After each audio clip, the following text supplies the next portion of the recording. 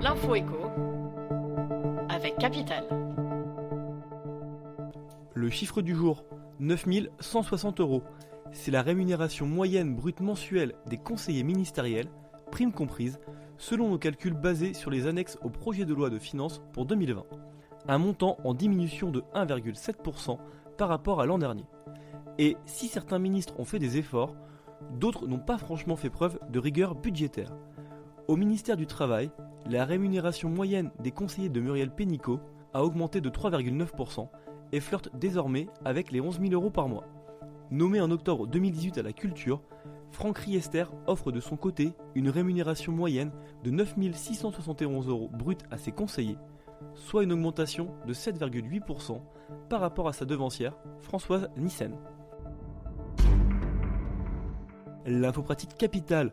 Au terme de 2 semaines de débats, les députés ont adopté mercredi soir la première partie du projet de loi de finances pour 2020. Baisse de l'impôt sur le revenu, suppression de la taxe d'habitation, revalorisation des prestations sociales ou encore réforme des aides à la rénovation énergétique, l'ensemble des mesures adoptées devra également être validé au Sénat courant novembre. En attendant, retrouvez sur notre site la revue des dispositifs qui sont amenés à changer et qui vous concerneront l'an prochain. Le coup de gueule du jour est poussé par certains courtiers en assurance et en crédit immobilier. Il concerne une toute nouvelle offre de prêt simplifié. La Banque Populaire et la Caisse d'épargne, toutes deux du groupe BPCE, commercialisent depuis peu un crédit immobilier dans lequel les mensualités de prêt et d'assurance sont fusionnées. Une avancée pas si sûre à en croire les simulations du courtier en assurance Magnolia. Car dans la tambouille proposée par la BPCE, l'emprunteur paie son assurance avant de commencer à rembourser le capital. Si bien qu'au bout de 8 ans, en cas de remboursement anticipé, son prêt lui coûte 16 000 € de plus qu'un prêt classique. Si le groupe BPCE conteste ces montants, il reconnaît qu'en cas de remboursement anticipé au bout de 8 ans, soit la durée moyenne d'un crédit, le client est bien perdant. Et on termine avec les modalités du chômage après démission qui sont connues. Un arrêté du ministère du Travail va être prochainement publié au journal officiel.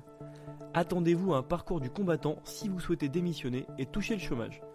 Il faudra d'abord avoir travaillé de manière continue durant les 5 années précédentes pour espérer être indemnisé. Un projet de reconversion sera obligatoire. Il devra nécessiter une formation ou la création ou la reprise d'une entreprise. Ce projet devra être validé par un opérateur de conseil professionnel et une commission Transition Pro. Après tout cela, ce sera à Pôle emploi de trancher.